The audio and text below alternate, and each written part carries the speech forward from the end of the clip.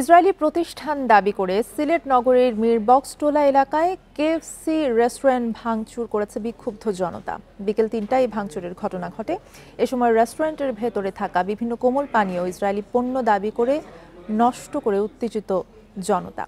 ঘটনার পর রেস্টুরেন্টটি বন্ধ করে দেয় কর্তৃপক্ষ। বিক্ষোভকারীরা জানান, নিরস্ত্র ফিলিস্তিনিদের ওপর গণহত্যা চালানো দেশ ইসরায়েলের কোনো প্রতিষ্ঠান এদেশে ব্যবসা করতে পারবে না। এই অমানবিকতা বন্ধে বিশ্ব নেতাদের কার্যকর পদক্ষেপ নেওয়ার আহ্বানও জানান তারা। পরে বিকেল ৪টার দিকে নগরীর দরগা গেট এলাকায় অবস্থিত বাটার শোরুমেও হামলা এবং ভাঙচুর চালায় আরেক দল বিক্ষুব্ধ জনতা। এ সময় শোরুমের গ্লাস ভাঙচুর করে তারা।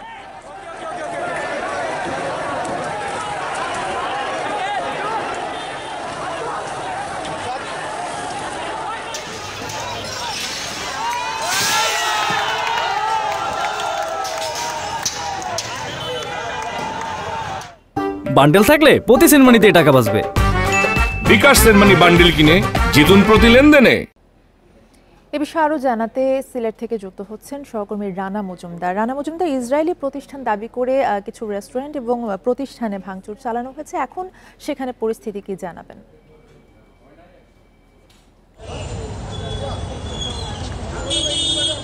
দেখুন, মূলত আজকে দুপুর থেকে কিন্তু সিলেটের যারা ছাত্র জনতা তারা কিন্তু আসলে এই যে ইসরায়েলের যে আগ্রাসন ফিলিস্তিনের সাধারণ জনগণের উপর এর প্রতিক্রিয়া দিয়ে আমরা দেখেছি মিছিল করেছেন এবং খণ্ড খণ্ড মিছিল দিয়ে আমরা দেখেছি যে তারা মূলত কেন্দ্রীয় শহীদ মিনারে জড়ো হয়েছিলেন।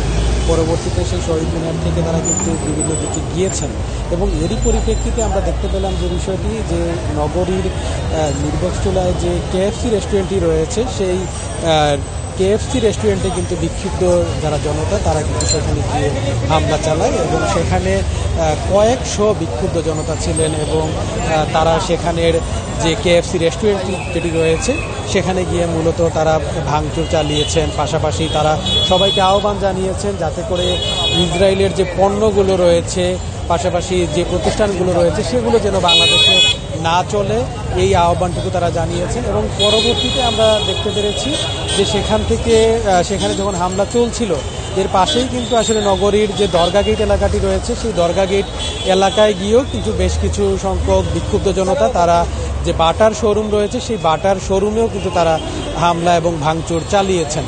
এবং এভাবে বিক্ষিপ্তভাবে কিন্তু আসলে সিলেট শহরের যে সকল জায়গাগুলোতে বিশেষ করে ইউনিমার্ট পাশাপাশি বাটার যে শোরুমগুলো রয়েছে সেগুলোতেও কিন্তু আসলে বিক্ষুব্ধ জনতা তারা কিন্তু হামলা চালিয়েছেন, ভাঙচুর চালিয়েছেন। এবং আমরা এই মুহূর্তে রয়েছি সিলেটের যে জিন্দাবাজার যে এলাকাটি সেখানে, এবং এখানেও কিন্তু আমরা দেখতে পাচ্ছি যে আসলে এই যে বাটার যে শোরুমটি রয়েছে মূলত একতলা এবং দুই তালাতেই কিন্তু মূলত বাটার যে জুতাগুলো রয়েছে সেখানেও কিন্তু বিক্ষুব্ধ জনতা তারা হামলা চালিয়েছেন। এখানকার যে গ্লাসগুলো রয়েছে সেগুলো ভাঙচুর করা হয়েছে এবং এখানেও আসলে কয়েকশো জনতা কিন্তু এই ভাঙচুর হামলায় তারা কিন্তু উপস্থিত ছিলেন, বিক্ষুব্ধ জনতা।